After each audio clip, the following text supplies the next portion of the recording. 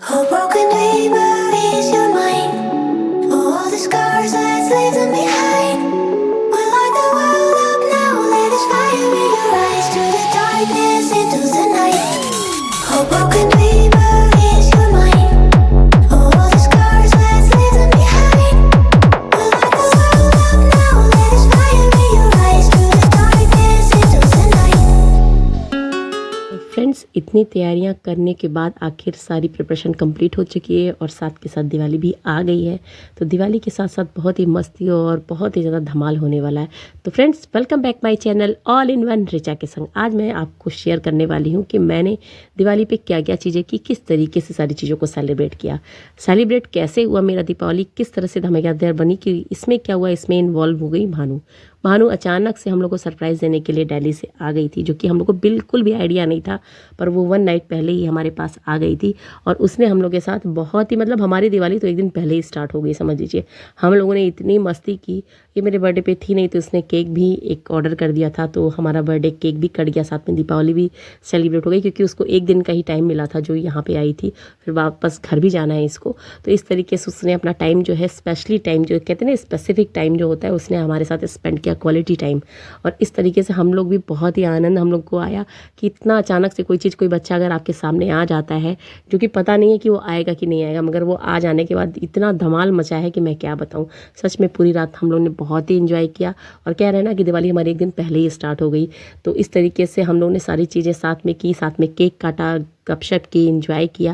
और साथ के साथ ये भी तैयारियां चल रही थी कि किस तरीके से हम लोग दीपावली का जो मेन दिन है उसको सेलिब्रेट करेंगे। भानु को साथ ही साथ मेरा जो है डेकोरेशन बहुत ही पसंद आया। जो भी घर में चीज़ मैंने लेके आई, जो भी चीज़ मैंने डेकोरेट किया, उसे बहुत ही पसंद आया। इवन तो उसने ये भी कहा कि एक आध चीज़ उसको इतनी पसंद आई, तो उसने कहा कि हाँ उसको भी चाहिए। तो मैं दोबारा मांगने गई तो वहाँ पर चीज़ें ख़त्म हो चुकी थी। सच में इतनी अच्छी चीज़ें होती हैं कि जल्दी अगर आप टाइम से नहीं लेते तो चीज़ें निकल जाती हैं हाथ से। तो ऐसा ही हुआ कुछ। फिर अगले दिन मॉर्निंग में उठ करके मैंने अपने अल्पना बनाई, यही रंगोली बनाई। बहुत ही अच्छी रंगोली नहीं आती है मुझे, मैंने छोटी सी रंगोली एक बनाई, वो भी किचन में बनाई। शुरुआत मैंने किचन से ही की, क्योंकि अन्नपूर्णा माता का भंडार होता है किचन, तो किचन से ही सारी चीज़ें शुरू करती हैं। तो एक बढ़िया सी रंगोली जो मैंने कोशिश की थी कि अच्छी बनाऊं, पर जैसी भी मैं बना पाई, तो मैंने एक स्वास्तिक बना दिया और पान का पत्ता बनाया है, क्योंकि किसी भी शुभ काम के लिए स्वास्तिक बहुत ही महत्वपूर्ण होता है। तो इस तरीके से मैंने देखिए इस तरह से मैं कोई माइंड में मेरे सेट नहीं था कि मुझे क्या बनाना है, बस जो आया दिमाग में मैंने बना दिया। और साथ के साथ आज के दिन स्पेशल बनती है, ये सूरन की सब्जी बोलते हैं, आप लोग शायद ओल बोलते होंगे, बहुत से नामों से इसे पुकारा जाता है, कहीं ओल बोलते हैं, कहीं सूरन बोलते हैं, कान बोला जाता है। तो ये चीज़ जो है, इसकी वेजिटेबल्स ज़रूर बनती है आज के दिन। और इसको अगर नहीं, लोग कहते हैं कि अगर आप इसको नहीं खाओगे तो आप छछूंदर बन जाओगे। ये बहुत ही एक पारंपरिक प्रथा चली आ रही है। तो क्या है कि कोई चीज़ करनी है तो उसे करनी ही करनी है। और सच में ओल की सब्ज़ी जो बनती है बहुत ही टेस्टी बनती है, पर कई लोगों से मैंने सुना है कि ये सब्ज़ी लोग अच्छे से बना नहीं पाते, ये कनकनाती बहुत है, लगती है जीभ में, बहुत ज़्यादा गले के पास लगती है, ऐसा लगता है काटती है।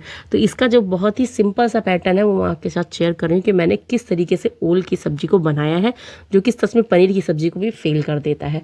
अगर आप ध्यान से देख रहे हैं तो बहुत ध्यान से देखिए, बहुत ही इजी ट्रिक बता रही हूँ, बहुत ज़्यादा इसमें आपको सोचने की जरूरत नहीं है कि ये ऐसा कैसे बनती है।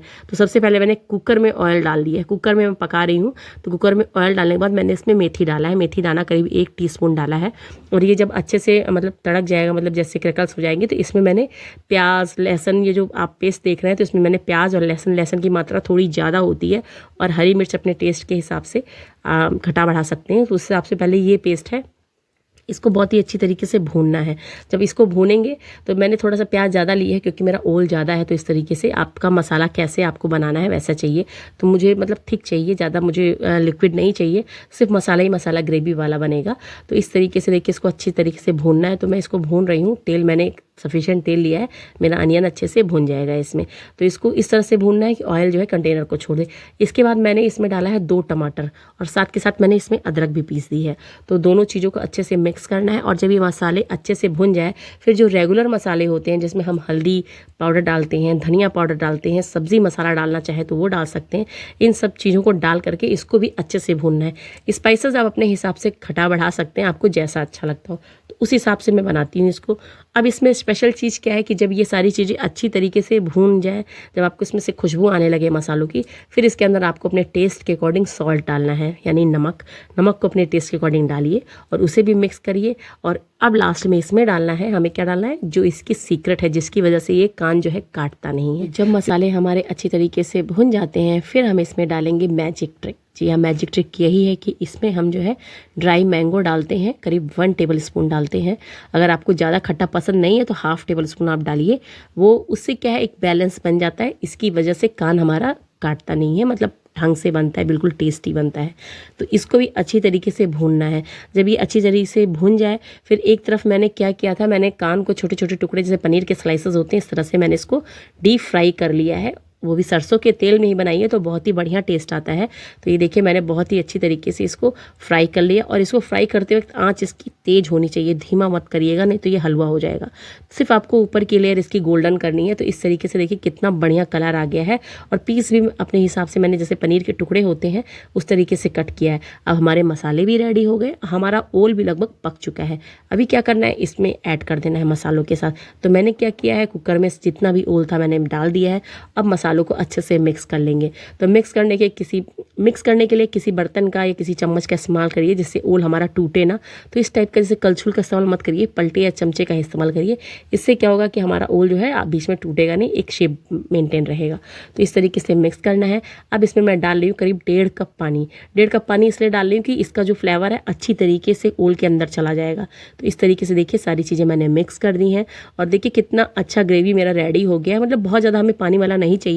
अब इसको क्या करना है, इसमें एक स्टीम देना है। स्टीम देने के लिए मैंने देखिए ढक्कन लगा दिया है और करीब 1 या 2 सीटी आते ही आपको बंद कर देना है। तो इस तरीके से मेरा ओल की सब्ज़ी रेडी हो गई।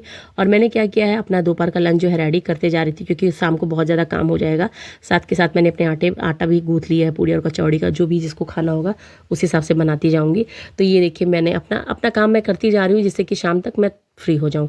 तो इस तरीके से पूड़ी, सब्ज़ी, खीर, पुलाव, ये सारी चीज़ें मैंने अपनी बना ली हैं। और साथ के साथ मैंने क्या किया, अपने जितने भी फ्रूट्स होते हैं भगवान को चढ़ाने होते हैं उनको अच्छे से धो करके वॉश करके रख दिया है, क्योंकि शाम को सारी चीज़ एक साथ नहीं कर पाएंगे। साड़ी पहनने के बाद बहुत सी चीज़ें होती हैं जो मैं कर नहीं पाती। तो इस तरह से अपना लंच प्रिपेयर करने के बाद सबको मैंने लंच करा दिया था।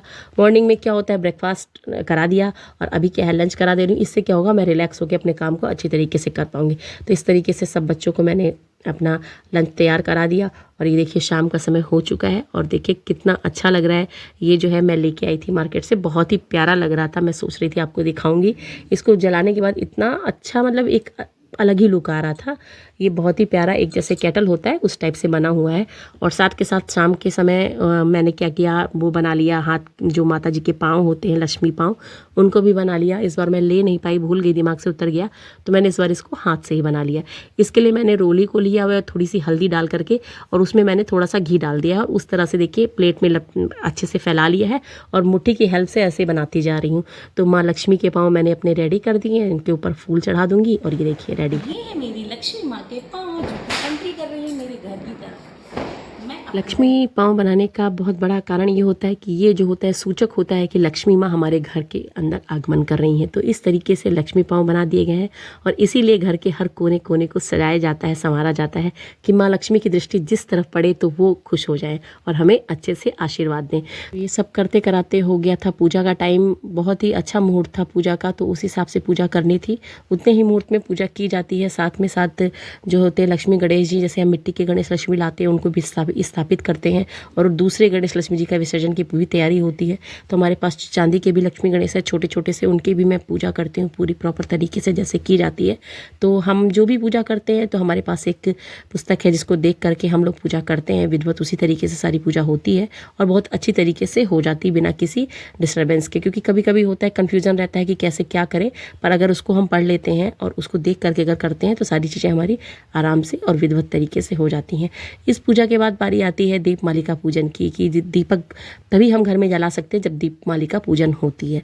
तो उसके लिए 21 दियों का विधान है कि आप घर में जो है पहले 21 दियों का पूजा करके उस दीपक को जलाएं, उसके बाद ही आप घर के हर कोने में दीपक को लगा सकते हैं। तो ये होती है एक पूजा की विधि होती है। अगर आप इसको जानना चाहते हैं तो आप किसी भी चैनल पे देख सकते हैं कि किस तरीके से पूजा की जाती है लक्ष्मी गणेश जी की, किस तरीके से दीपमालिका पूजन होती है, उस तरीके से आप करिए। सच में बहुत ही अच्छा लगता है। कोई भी पूजा अगर ढंग से की जाती है तो उसका फल ज़रूर मिलता है। इस पूजा को करने के लिए हस्बैंड साथ में थे और हम लोग मिल करके साथ में पूजा कर रहे थे। माता जी की चुन्नी जो थी बहुत ही प्यारी आई हुई थी, इस बार ले करके आए थे। और गणेश जी की इस पूजा में क्या होता है स्पेशल, आपके घर में जो भी चीज़ें होती हैं, जो भी आपके पास आभूषण होते हैं उनकी भी पूजा की जाती है। नए बर्तन जो खरीदे जाते हैं उनकी भी पूजा होती है। तो सारे सामान को मैं ला करके रख देती हूँ। इस तरीके से उनको भी टीका चंदन रोली लगाया जाता है। कलम और पेन का भी पूजा में बहुत ही बड़ा विधान है कि उसको रख करके पूजा की जाती है। तो इस तरीके से हमारी गणेश लक्ष्मी की पूजा के बाद हम लोगों ने ये जो है हमारी जो दीपमालिका पूजन होती है उसको भी संपन्न किया।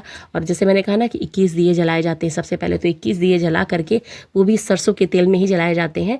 और इस तरीके से जब दीपमालिका पूजन हो जाती है फिर हम दियों को घर के हर कोने में रखते हैं। सबसे पहले शुरुआत घर के किचन से ही होता है। तो मंदिर में पूजा करने के बाद जैसे होता है आरती की जाती है। आरती करने के लिए गणेश जी की आरती सबसे ज़रूरी होती है। उसके बाद माँ लक्ष्मी की आरती होती है। मैंने किचन में जगन्नाथ भगवान जी को भी बिठा रखा है। उनकी भी धूप दिया जो भी होता है मैं करती हूँ प्रॉपर तरीके से। और इस तरीके से हमारी जो है हमारे भगवान की पूजा हो गई। और अब आती है बारी पूजा करने के बाद दीपकों की लगाने की। तो दीपक जो होते हैं घर के हर कोने में लगाए जाते हैं। जैसे किचन में, बेडरूम में, यहाँ तक कि टॉयलेट में भी दिए रखे जाते हैं। तो जितने भी वॉशरूम हैं वहाँ भी दिए रखे जाते हैं। और ये आती है डेकोरेशन की बारी की, जहाँ भी हमने सोचा था कि ये देखिए मैं लेके आई थी डेकोरेटिव पीस, बहुत ही प्यारा मेटल का पीस है और इसमें ग्लास लगे हुए हैं। तो मैंने आपको बताया था कि जब मैं इसको जलाऊंगी तो दिखाती हूँ। तो देखिए कितना सुंदर लग रहा है।